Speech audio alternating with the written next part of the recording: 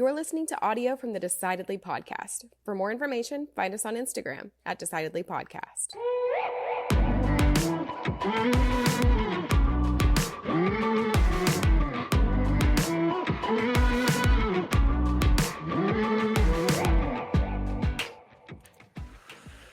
Howdy, y'all. This is a special and oddly emotional episode for me. I recorded this the day that I told my business partner the company and start my own business. And it was raw. It was literally recorded minutes after the conversation that I had with him. I sat down with Sean and we examined the decision-making process.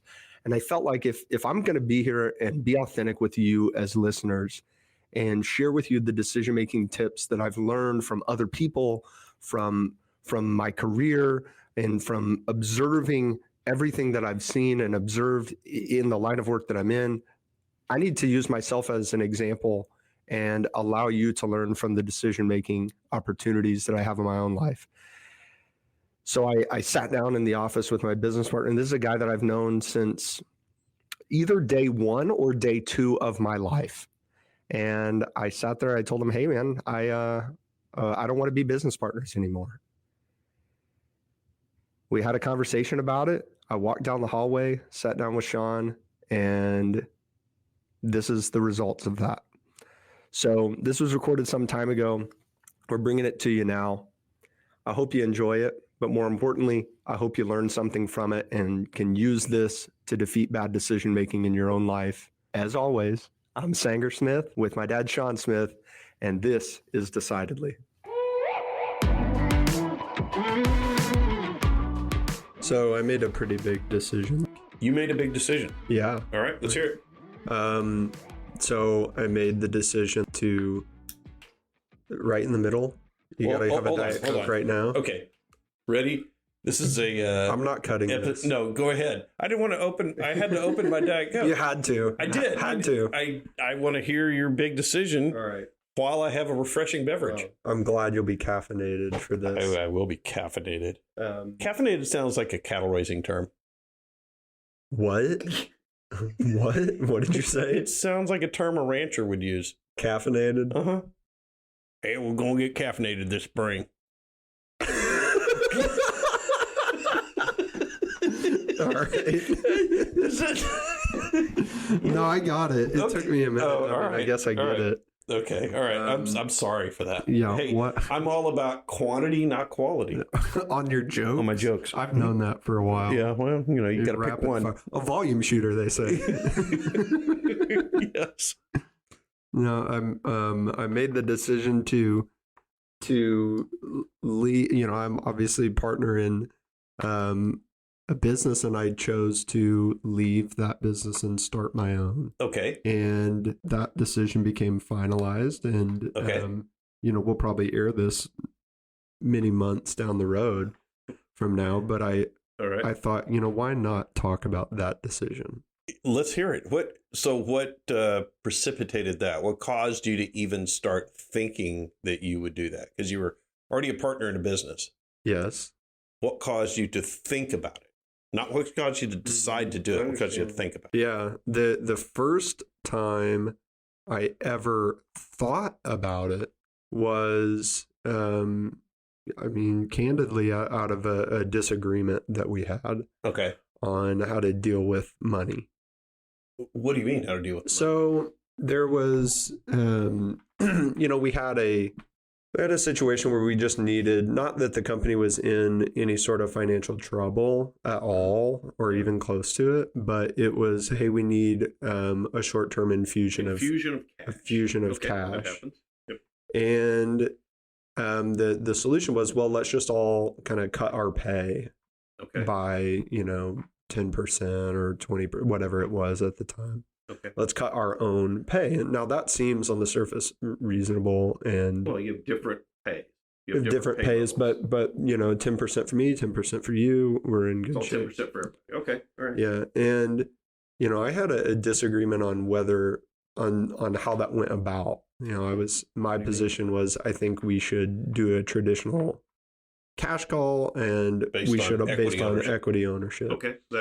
Okay. And, I'm not sure that anybody had a philosophical disagreement with that point of view, but it seemed like we were, I hesitate to say too much because I don't want to talk poorly about any of them when they're not here. And I'm not intending to do that at all.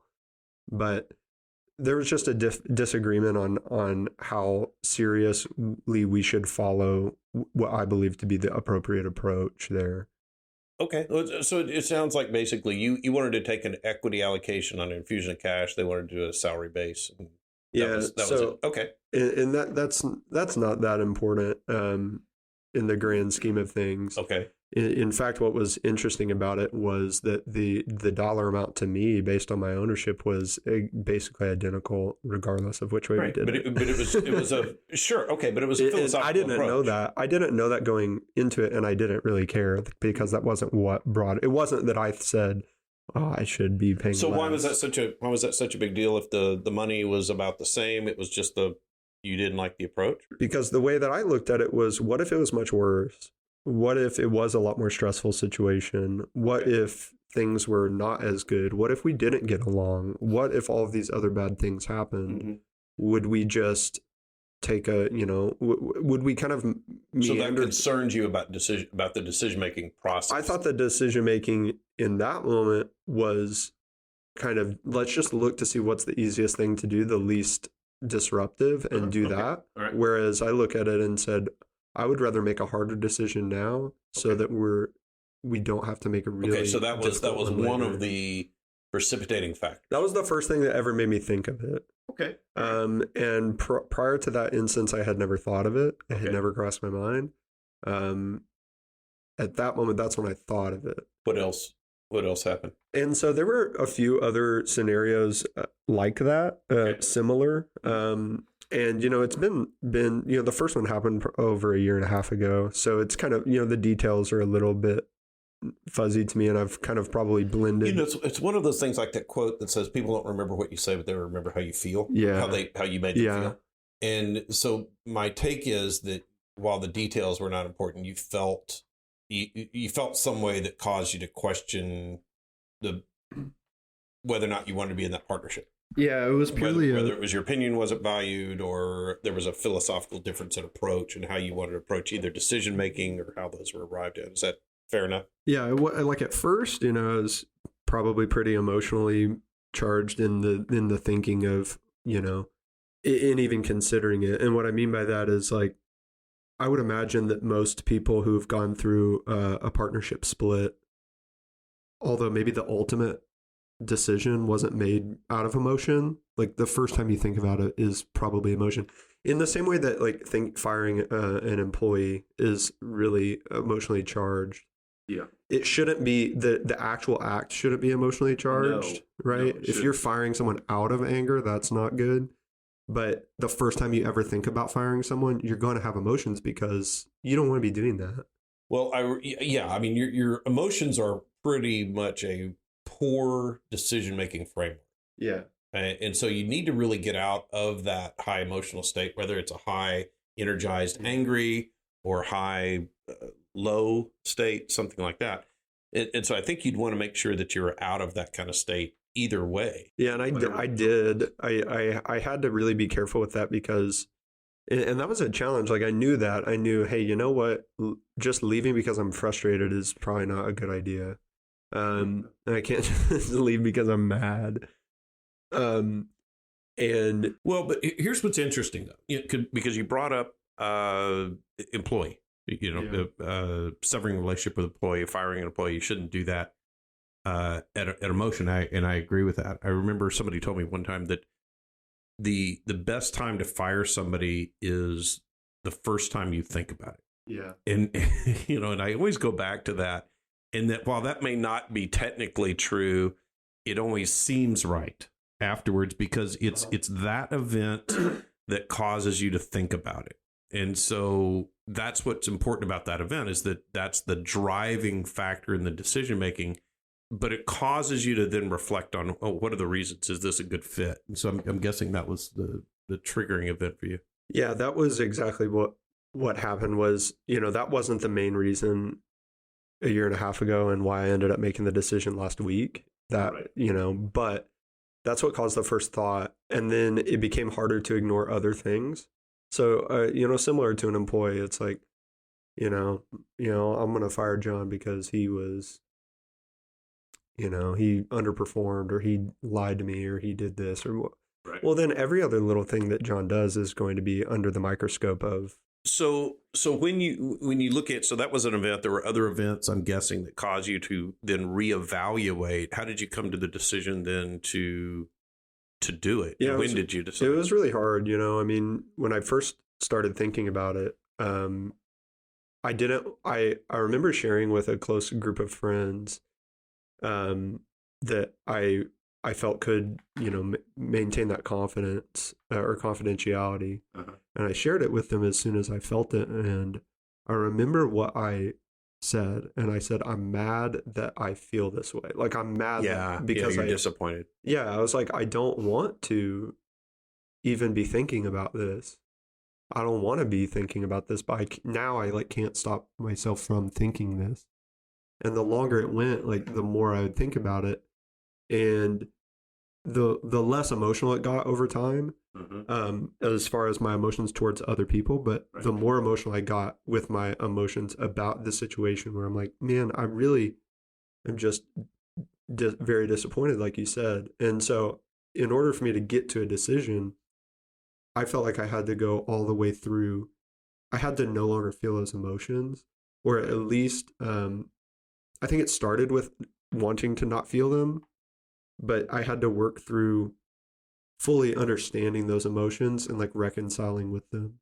So I knew that I wasn't going to leave as long as I was upset with a partner, because that wouldn't be helpful.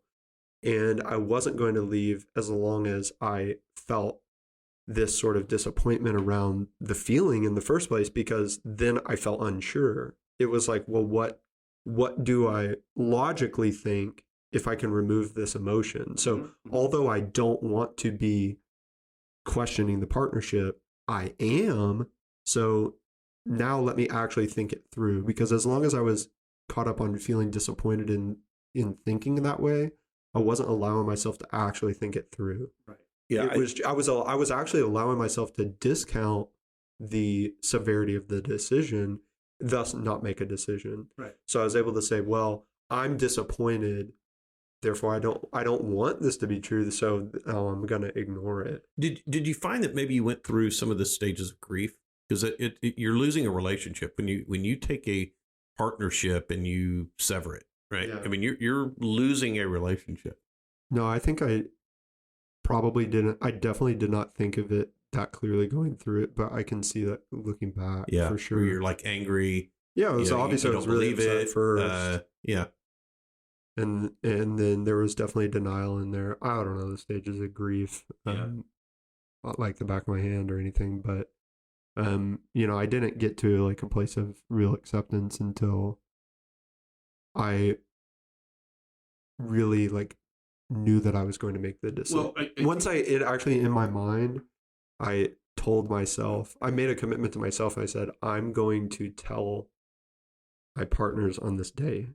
Well, that's really interesting. I had that same experience. I can kind of relate to what you just talked about. When I was getting into the business and I was in a sales position early on, I had a sales manager say, "Hey, there's times when you're going to want to quit."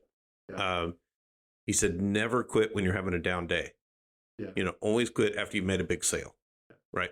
Because then you'll know it was the right decision. Then it will be a rational decision. If you just quit when you're down." So like what you were talking about, if you quit after you've had a philosophical disagreement with a partner, or a decision didn't go your way, or something like that, you're probably not making a rational decision. And that actually makes me a lot more comfortable with it, because this is our best year ever. We're smashing our goals, right?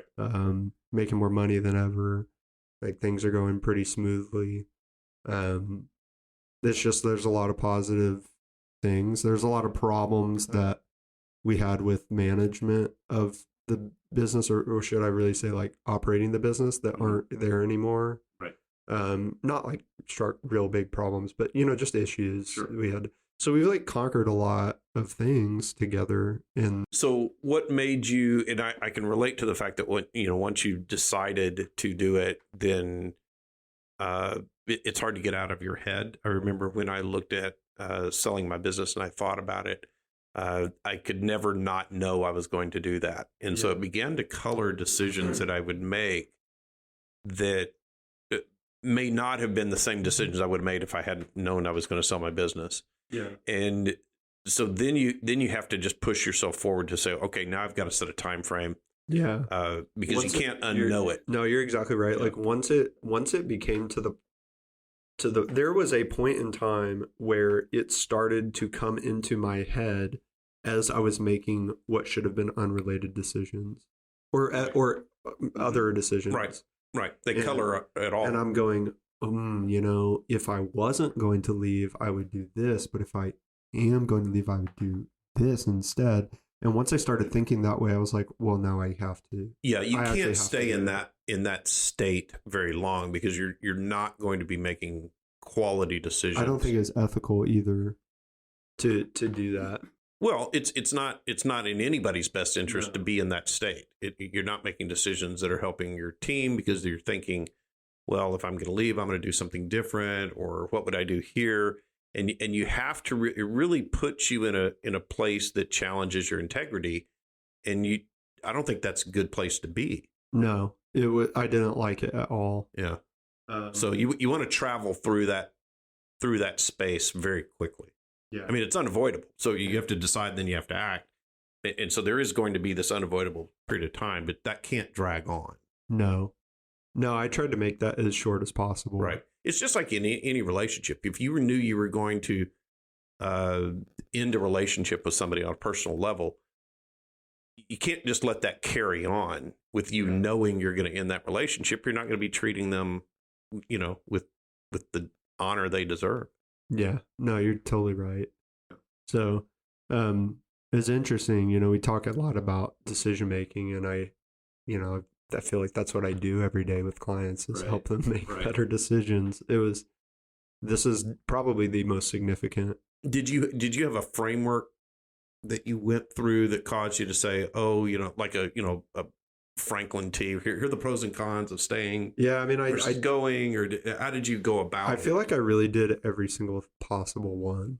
I mean, you got mentors. Yeah, you went with your business group and you shared that, so you got some counsel. There's also a difference in mentors and counsel, because I go to my counsel group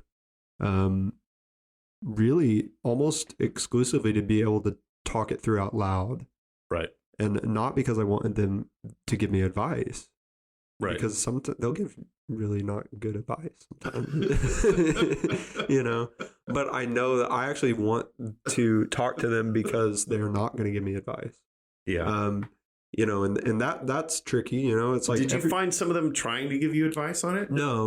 And I know that they won't. Okay. That's why I talk to them. Right. Is because they'll listen and help me understand. So tell me about the value of having that discussion without getting the advice. Yeah. So someone who's going to give advice, like, and this is actually really kind of a struggle for us as advisors. It is in the name. It's our job. So when I think about advice, giving advice entangles a relationship. That doesn't mean that it makes the relationship better or worse. It just means that it's in this weird space where there's a lot of things that can go wrong. Okay, so if I give you advice and you don't take it, then what am I going to think about you if you keep having the same problem you came to me for when you had that advice? Right. So you're telling me that you've got an employee that just bugging the crap out of you. And I said, well, fire them. Right. And you don't. Well, then next time you complain about it, I'm just going to think you're stupid. Right. The opposite's true. What if I tell you, you take my advice, you fire that employee, and then your sales go down? Well, are you blaming yourself? No, you're blaming me. No, I'm going to blame you. Yeah, because I told you to do it. it can also because of that risk that I have and that you have when I give you advice, it may change how and what you share with me. Right? You may not fully share all the details or all of the feelings associated with this event because you know advice is coming. Right? So if you know advice is coming and that advice might be harmful to your ego, you might color it the situation slightly differently as to avoid the advice that would make you uncomfortable. So you're telling me that this employee is bothering you because they won't do what you tell them, whatever. They won't meet their sales goals, whatever it is. But you're also not telling me that you've, broken several promises to them on the promotions that you would give them. You haven't sought out additional training for them outside of the company. That you're worried that you're not a good leader. Yeah, that you're insecure about yourself as a leader, that you're also having money problems with whatever, And so because you're not sharing those, it may oversimplify the situation and cause me to say, oh yeah, just fire them. When if you told me everything, the advice might be, well, hey, maybe you actually need to. You need to promote them and get them in a system. And you actually need to get away. You've got some issues. Yeah, you're the problem. So I'm interested more about the framework when you had a triggering event that caused you to want to think about that. Yeah, and that's with any decision is that there's a triggering event. There's a triggering event. There's a space between that stimulus and response. You cleverly wanted to get yourself out of a high emotional state, seek counsel. Oh, so what I was saying is there's a difference between counsel and like a mentor. Right. So, the people in that counsel, some of them have had partnerships that have gone through separations. Some of them haven't. Mm-hmm. So I can't be mentored by someone who hasn't gone through what I want them or what I'm seeking advice on. They're not going to have personal experience. They're not going to have personal experience. Right. Also, the way I think about a mentor, there are very, very few people that are eligible to be a mentor for anyone. Because if I'm looking for a mentor, I want someone who I respect in all aspects of their life. Right. Okay. So I don't just want to be if I want to be a better financial advisor, there are a lot of financial advisors who I can learn something from, but there aren't a lot that I can learn something from about being a man or a father or a business owner or a leader or just a good person. Although there are a lot that could teach me something on being a financial advisor. Right. So that is to say that the list of mentors is low, and that's not to say anything bad about the people in my kind of group of counsel, so to speak. But I don't approach them for mentorship. Right. I do think it's important for everybody to have a mentor, but that mentor may not have gone through every single situation that I'm going to face. Sure. So I didn't really get much advice throughout this process. What I was seeking for when I shared what I was feeling with other people is mostly I was seeking validation, I would say, that I'm not being irrational in thinking about it. Right. Am I being stupid? Is this a horrible idea? And honestly, that took the longest time to overcome. Was it the math of it, or was it the fear of the decision? No, it wasn't either of those. It was the math in this case is actually super super easy. It's not gonna financially harm anybody. There's not an opportunity for someone to come out ahead. Right. It's very clean and simple. Okay. It wasn't about the money, and I really like to to not have things be about the money. So I'm sure I could have dug and figured out how to make it about the money, and no matter what business partnership you could make it about the money if you wanted. I really don't like operating that way. So I just it didn't really factor in. I knew enough to know that it wasn't substantially damaging to either party. Okay. But the opportunity to potentially improve things for myself financially was not really even top 5. When you went through the process of the decision making, I'd asked you what decision making framework, and you said, I think I've done all of them.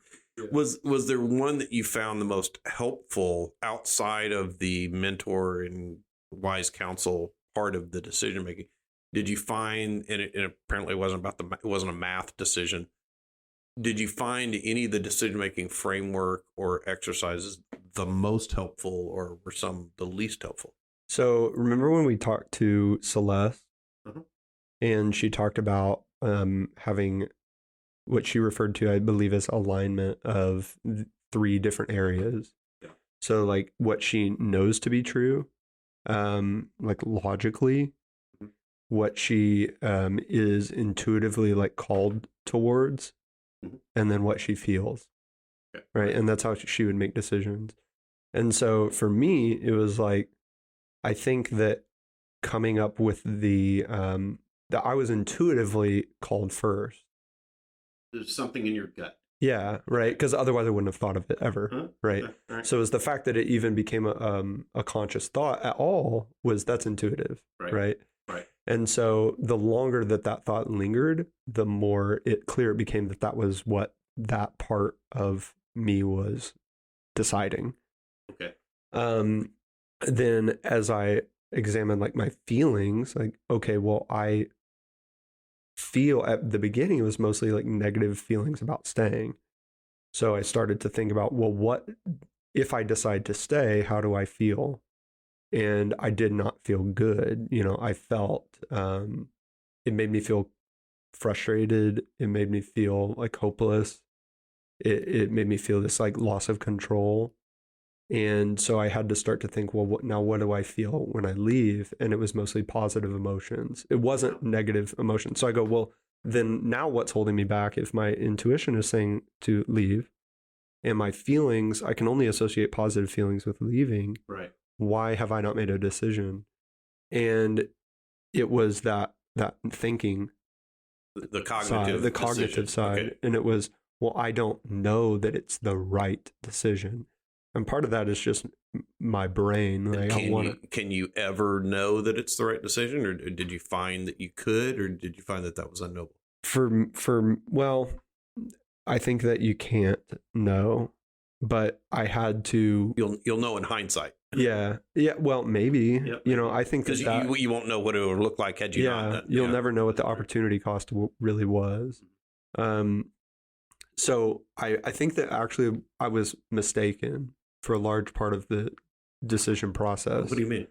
Because I was seeking to know. Oh, you were seeking that unknowable answer. Yes, okay. And that's not possible. I wanted God himself to come down and say, you are correct. This is so there's some data points you can get that can get you closer. I don't think you could, because you're a high fact finder. In other words, there's always more information you can get, right? Well, but I think you can get some data points to begin to point towards the right knowing answer, though. So if it was about the money, if it was, what's more financially rewarding for me to stay or to go, that would have taken me 5 minutes. Reasonably speaking, it would have taken me a weekend, because I just look at enough spreadsheets and enough numbers, and then the answer is what the answer is, and I know. Because it was not. If it was about that, the math. But since it wasn't, so I had to figure out like what was it about, and ultimately for me, I think it was about values. Okay. So, but it took me a while to understand that, which is I think ironic, because when I guide other people through decisions, it's really easy for me to see and go, hey man, like, this is a values issue. Yeah, right. But it's hard to see. So did you find that it was an issue of just different values rather than values in conflict? It was both. Like, well, it was these two things. I don't know if I'm answering the question exactly right, but it was, on one hand, I do think that we have different values. Meaning me and my former partners. Now, anyone that we're in a partnership with, like, you don't have to have the exact same values. No. Generally speaking, you should have similar values, right? Like, you wouldn't marry someone with the opposite values. Right. That would not be a good. It would not be working. But you're unlikely to find anyone who has the exact same, top 5 values. Sure, but if there's 2 or 3 that overlap, that's a good start. Or maybe they're just semantically different. Mm-hmm. So for me, I think that ours are different, and that became it became easier to see as time went on, as I evaluated decisions and outcomes through like, the lens. that's why they're making this decision, because they're valuing X. Yeah, that's why I'm frustrated at this, but nobody else is. Right. Or they're frustrated with that's the opposite's true though, is sometimes it would be, I'm the person who's the source You're of the frustration. asshole. Yeah, I'm the sometimes, asshole here. But I don't see it because, you're making a value-based I'm making a values-based decision. This must be the right thing. Yeah. So it was as much of that as it was me having to reconcile with the fact that I was not going to be able to fulfill my values with that dynamic. Right. I think it's interesting when you look at businesses that are run that way. I think that, you want to have a business that's run on a set of values corporately, right? This is our business. This is what we believe in. But it's important to know the individual decision makers' values too, because you want to know if those are the same. Yeah. Right. And it's going to be rare in a situation like yours. When I had a business, my business's values were my personal values because they were one and the same. Yeah. So when you have business partners, you could conceivably have business values that don't have 100% overlap with each of the partners' individual values. Yeah, well, you're guaranteed to have that. And that can create a dynamic that makes decision-making challenging and can even create some conflict sometimes. Yeah, that's interesting. Yeah, I mean, I think that you would struggle to be a Patagonia executive who didn't care about the environment. Right. It's going to be tough for you. Right. I don't know what their corporate values are. Yeah. But you got to at least have that one. Mm-hmm. And the more that I think about it, I think for companies, companies have to align themselves to their values just like people do. Right. I as an individual have to align myself to my personal values to achieve fulfillment, significance, and alignment, like in all areas of life. Financially is what I spend a lot of time on, but even discounting money, just to live a good life, I have to align my values with my actions. But the more I think about it with respect to companies, I think it's more important to have one. There has to be a clear one that supersedes all others. I mean, a clear leading value? Clear leading value. An initiating value. Yeah. Because in your own personal life, you can have 5 values or 3 values equally weighted. The opportunity for them to conflict is low. Right. It exists, but it's lower than if you and I are business partners and we have this set of values over here. Mm-hmm. Now, you have 4 of them are on your list and 4 of them are on my personal list. Right. Right. So that means one of mine is not on yours and one of yours is not on mine.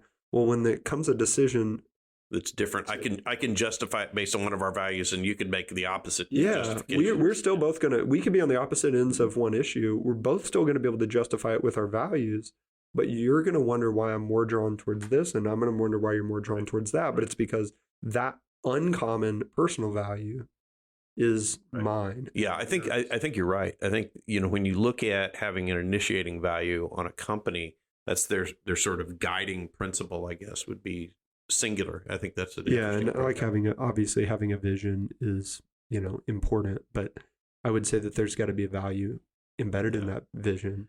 So so like the example of Patagonia, I don't exactly know what their vision statement is, but it's it's something. What their values are. It's something along the lines of their vision statement. What is that to like make the world a better? Not make the world a better place. That's too simple. It's like make the planet healthier or something. It's very, eco-driven. And so that's clearly their leading value. Now, do they care about relationships? Do they care about, integrity? Yeah, probably also. But that's number one, and that one's obvious. Right. So yeah, I'm sure you've heard the example when you're wrestling between do no harm, yeah. Do no harm. Something like that. Yeah. So anyway, I was saying when you look at wrestling with a decision like that, I'm sure you've heard that example. You flip a coin and you say, all right, heads, I'm staying, tails, I'm going. You flip it in the air, and as it's in the air, you'll instantly know what the answer should be. right? You go, oh, wait, I want it to be heads, or I hope it's not tails. And have you found that after communicating the decision, you made the decision to decide, you analyzed it, you got counsel, you went through that process, you communicated that decision to sort of put some finality to that and get out of that space that we were talking about between deciding and acting? Did you find that you felt differently after communicating it? Oh, yeah. Because a lot of my fears of communicating it were what I perceived to be the worst case scenario as far as how it would be received. Mm-hmm. It wasn't that it got to a point where I was not really hesitant about making the decision. I was hesitant about telling my partner. Yeah. I was hesitant about that. I wasn't hesitant about leaving the partnership. I was hesitant about having to say that I was leaving the partnership. Going through that problem. Yeah. And I mean, fortunately, it was received very positively, probably because they want me gone. I'm just kidding. I mean, who wouldn't want me out of here? But it was not received. There's a lot of ways to receive that poorly. Sure, yeah. And that's not at all what happened. It was so kind and loving and respectful, and honest and high integrity and everything positive I could say about it. Right. So that really made it a lot easier for me. Well, it probably helped confirm that it was the right decision, because you're dealing with people who are dealing with integrity. Well, I don't know if they reacted really negatively. Well, obviously, if they had been crummy about it, that would have helped you know it more. It actually made it right a little bit worse. But you know that you were not doing it because they were bad people who acted unethically, right? You see what I mean? You knew that you were making a decision. You were going to something for different reasons. You weren't saying, oh, I have a problem here, this is bad, and I got to get out. You were going for different reasons, which you had already identified. What I would say is that it's if the positive response had made me rethink it, then I would, or even be hesitant. Well, but what I'm saying is you weren't saying, oh, I don't like this person, and now, geez, they're acting nice to me. Maybe I need to reevaluate. Listen what I'm saying is that if I had shared it and it was received harshly or negatively, if there was any sort of negativity, then obviously that would have only emboldened me. Yeah. It would have only made me feel more comfortable. The fact that it was received far more positively than I could have imagined, and that also didn't make me even slightly rethink it at all, that's what made me know that I made the right decision. Well, that's good. Because if it was received positively and then I thought to myself, oh, well, maybe.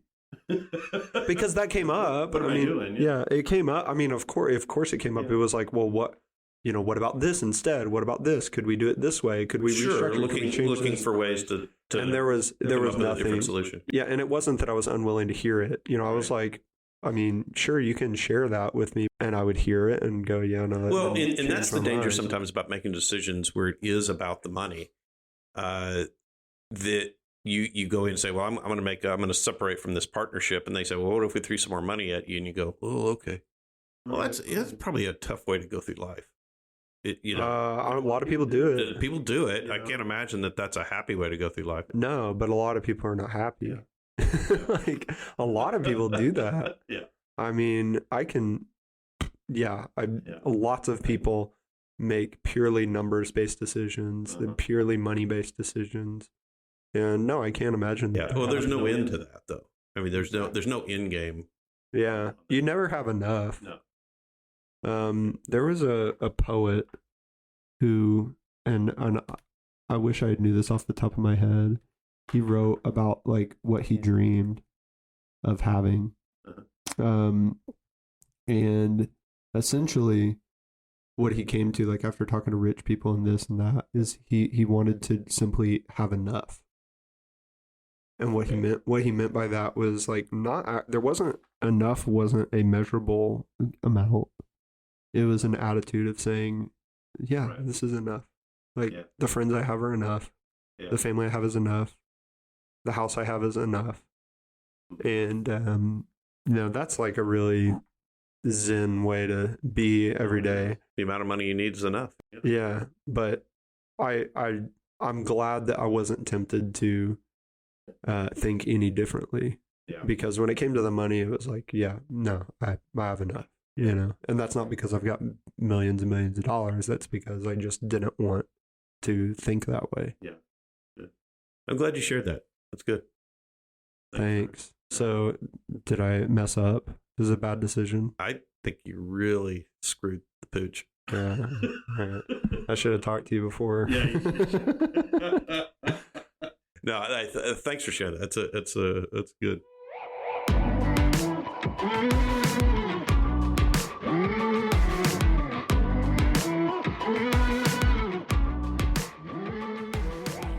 Thanks for listening to this episode of Decidedly. I hope you learned something. I know I did. If you thought our show was 5-star worthy, please check us out on iTunes and give us a 5-star review. It really helps out a lot, helps people find our community and defeat bad decision making in their own lives. Check us out at decidedlypodcast.com and on Facebook and Instagram at Decidedly Podcast. Until next time, I'm Sanger Smith with Sean Smith. This is Decidedly. Insights, advice, and comments provided by Sean Smith, Sanger Smith, and speakers identified as part of the Decidedly podcast should not be considered recommendations. Speakers who are not identified as members of Decidedly are expressing their own opinion, and their statements should not be construed as reflecting the views of the Decidedly team. This podcast is produced solely for informational purposes, not personalized advice.